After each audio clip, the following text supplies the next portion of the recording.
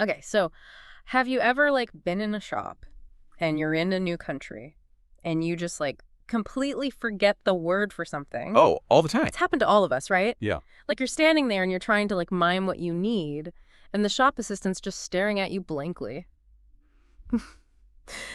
Yeah. So today's deep dive, we're going to banish those awkward moments. Yeah. We're going to empower you to shop like a pro, no matter where you are in the world. So we're going to unlock the secret code of shopping vocabulary Check.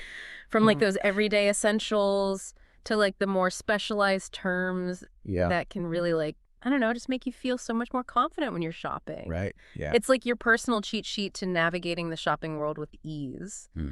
Whether you're browsing a bustling market or you're like adding items to your online cart. I love that. Yeah. So we've got some great source material for this deep dive. It's called Shopping Vocabulary from Basic to Specific Terms. And we're going to start, I think, with just like the basics, the foundation. Yeah, the building blocks. Yeah. So like even those super simple words like, retailer, customer, purchase, receipt, those kinds of things. Mm-hmm. Those are, they're used everywhere. Yeah. And they're so important for just like clear communication, avoiding those misunderstandings. Yeah. And I think what's interesting is we use these words all the time without even really realizing it. Like even just buying a cup of coffee, you're the customer, you place your order, you make a payment, you get a receipt. That's so true. It's a whole network of vocabulary just for that simple transaction. Exactly. And I think that's what's so cool about this deep dive. We're not just defining words. We're really like unpacking them and seeing how they work and how they connect to our shopping experiences. And I think, they can even give you a deeper understanding of the culture that you're in. Definitely. Yeah. And I think it's true what you're saying about unpacking them. Like if you think about retailer, for instance, it seems like a really straightforward word. Yeah. But it actually speaks to a whole system of commerce and supply chains and consumer behavior. Right. It's a much bigger concept than it initially seems. Yeah, absolutely. And on the other side of that, there's the customer. Right. It's not just like a label. It's like yours. Yep. It implies a certain set of expectations and a certain set of rights. And knowing those can really make you a savvier shopper. Exactly, yeah. Think about things like warranties. Understanding the term warranty isn't just about knowing the definition. Yeah. It's about being able to assert your rights as a customer if something goes wrong with a product. Right. Yeah, that's so important. Okay, so let's dive into a specific scenario. Clothes shopping. Ooh, yes. Our source material mentions this one. The dreaded fitting room. Oh my gosh. I think we've all had our fair share of like miming mishaps trying to find the fitting room. Definitely, yeah. It's one of those universal struggles It really is. of shopping in a foreign country. But I think beyond the fitting room, there's so much vocabulary that comes into play when you're trying to find the perfect outfit. Yeah. Like style, fabric, size. These are all essential for communicating your needs and preferences. Yeah, and size is a great example of how vocabulary can actually vary across cultures. So what might be a medium in one country could be a large in another. Oh, absolutely. It's like always double check those size charts. Yeah, always. Because you don't want to end up with something that doesn't fit. Exactly, yeah. And while we're talking about avoiding awkward moments, let's not forget about refund and exchange. Oh, yes. Those can be lifesavers. They really can. When things don't quite work out. Totally. Okay, so imagine this. You're at the grocery store and you're looking for, let's say, those delicious organic blueberries that you love. Knowing how to navigate the store using words like aisle, produce, and yes, organic can make all the difference. Absolutely. It can make your shopping trip so much smoother. It really can. And it's not just about finding the items on your list. It's also about making informed choices. Yeah. Like understanding what organic really means can lead to a deeper appreciation for sustainable and healthy eating habits. That's a great point. Next to these larger conversations about food production and environmental impact. Right. It's like each word opens up a whole new layer of understanding. Yeah. Okay, let's shift gears to something a bit more techie. Our source highlights gadget, specs, and USB. These are essential terms for navigating the ever-evolving world of technology. Absolutely. It can be a bit overwhelming sometimes with all the new gadgets and devices. Yeah, it definitely can. But knowing these terms can really help you understand product descriptions and make those informed choices. Yeah, like if you think about specs, for instance, knowing how to decode all those numbers and abbreviations Yeah. can empower you to compare different models, assess their capabilities, and ultimately choose the device that's right for you. Right. It's about having that knowledge to Yeah. make the best decision. Exactly, yeah. Yeah. Okay, so speaking of secret languages, Yeah. let's talk about setting up your dream home. Ooh, yeah. Words like furniture, appliance, and storage suddenly become your best friends. Oh, definitely. Imagine walking into a furniture store in a new country and trying to describe that perfect sofa you've always wanted. But you don't know the word for sofa. Oh, I can only imagine. It could lead to some pretty interesting situations. I bet. Okay, so picture this. You're in a charming bookstore, surrounded by towering shelves of books, but you don't have the right vocabulary. It's like searching for a needle in a haystack. Our source emphasizes the importance of terms like novel, textbook, and of course, stationery, especially for language learners. Absolutely. Like imagine trying to ask for a specific genre of novel, like science fiction, but you don't know the word. You could end up missing out on some amazing books. That's so true. Okay, and finally, let's step into the world of health and beauty. Ooh, yes. Our source material gives us a great list of terms like cosmetics, skincare, and fragrance. This category is all about self-care. Yeah. And understanding these terms can empower you to choose products that are right for you. It's about being able to read labels, understand ingredients, and even like ask for recommendations from salespeople with confidence. Exactly. It's about taking control of your shopping experience. I love how knowing the vocabulary gives you that extra level of control. It's like having a secret weapon in your back pocket.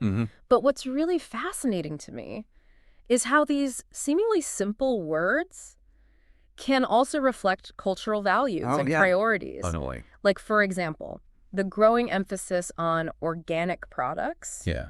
That speaks to a global shift towards health and sustainability. That's a really good observation, yeah. And it highlights how language is so much more than just words. It's a reflection of how we see the world, Yeah. what we value, Yeah. and how we interact with our environment. Right. We've covered a lot of ground already, but there's still so much more to explore. I'm curious to hear more about how we can use this vocabulary to not only shop successfully, but also to connect with people from different cultures on like a deeper level. That's a great question. It's something I'm really passionate about. Stay tuned, because in the next part of our deep dive, we're going to delve into the cultural nuances of shopping vocabulary, how it can bridge communication gaps, and even lead to some unexpected discoveries. Ooh, I love that. I can't wait. You know, it's amazing to think about how like even just shopping vocabulary can give you all these insights to different cultures. Like just thinking about the way people bargain in different parts of the world. Like it's so fascinating. What's really fascinating is how those cultural nuances are often embedded in the language itself.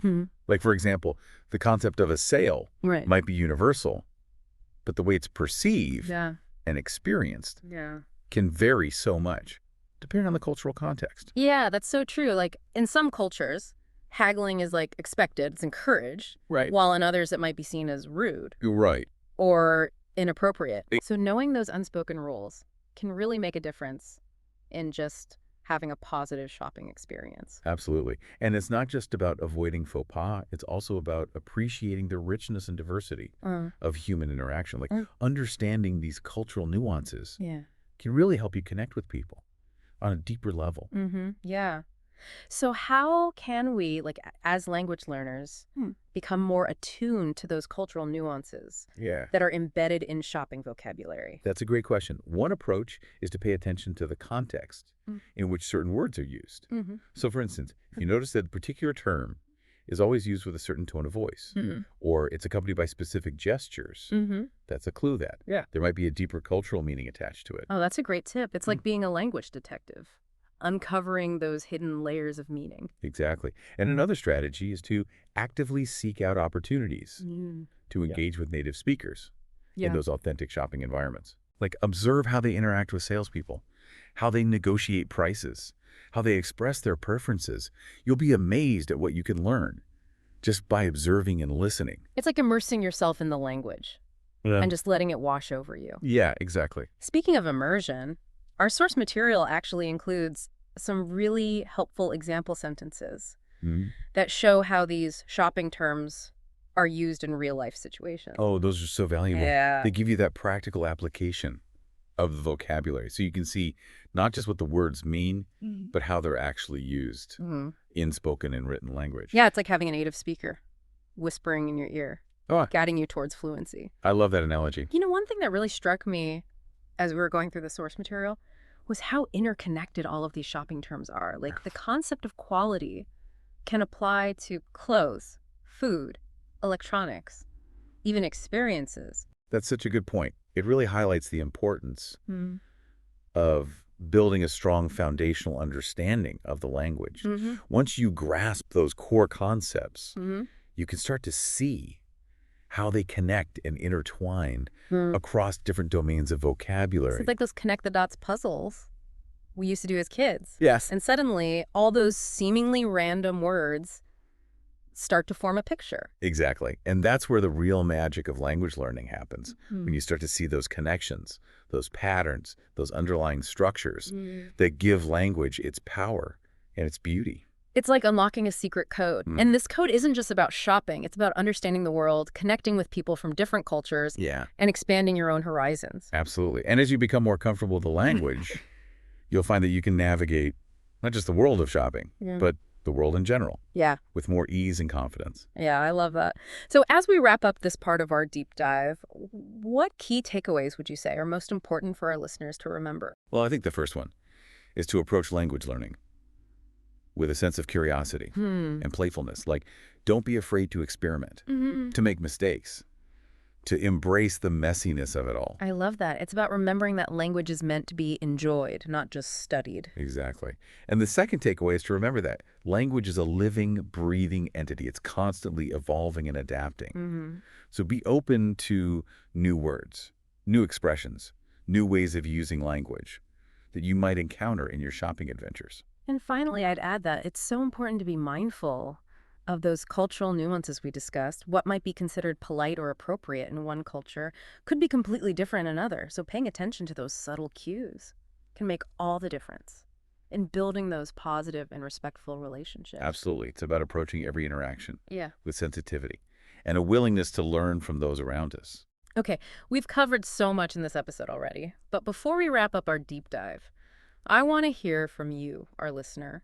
What shopping terms or experiences have stood out to you as particularly interesting or maybe even challenging in your own language learning journey?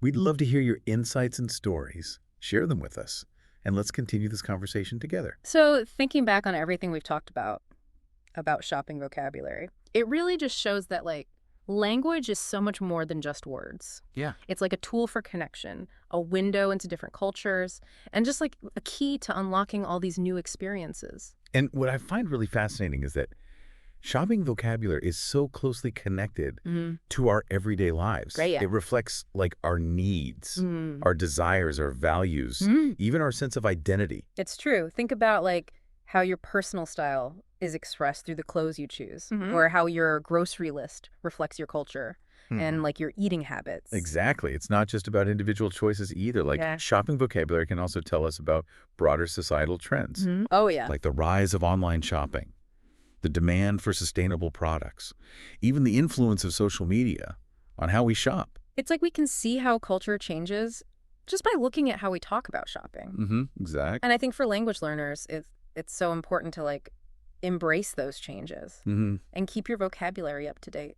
Definitely. Language is constantly evolving. It adapts to the world around us. Right. So be curious, Yeah. be observant, and don't be afraid to pick up new words and expressions. And speaking of new words, our source material had a whole section on online shopping. Okay. We didn't have time to get into it today, but it was full of fascinating terms like add to cart, checkout, shipping, promo code, the list goes on. It's a whole new vocabulary Yeah, for a whole new way of shopping. it really is. It shows how language changes Yeah. to match how we live our lives. Totally. It's like we've gone from browsing aisles in markets to navigating virtual shelves online. Yeah. But the heart of it, the desire to find things that make our lives better, that's still the same. Yeah. That's the amazing thing about language. It lets us express these basic human desires across cultures, across time, even across different ways of shopping. That's a great point. Mm. So yeah, as we wrap up this deep dive, what's one final thought you'd leave our listeners with? That's a good question.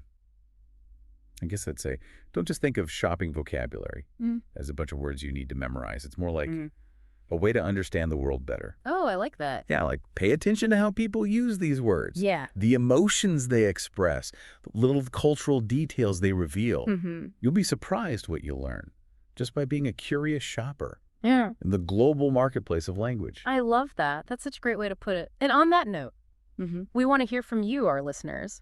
What shopping terms or experiences have you found interesting or challenging in your own language learning journey? Yeah, share your stories with us. We'd love to hear from you. And remember, the journey of language learning, it never really ends. That's true. There's always something new to discover, something new to learn, and something new to appreciate. So keep exploring, keep practicing, and most importantly, keep having fun. Yeah, absolutely. Until next time, happy shopping and happy language learning.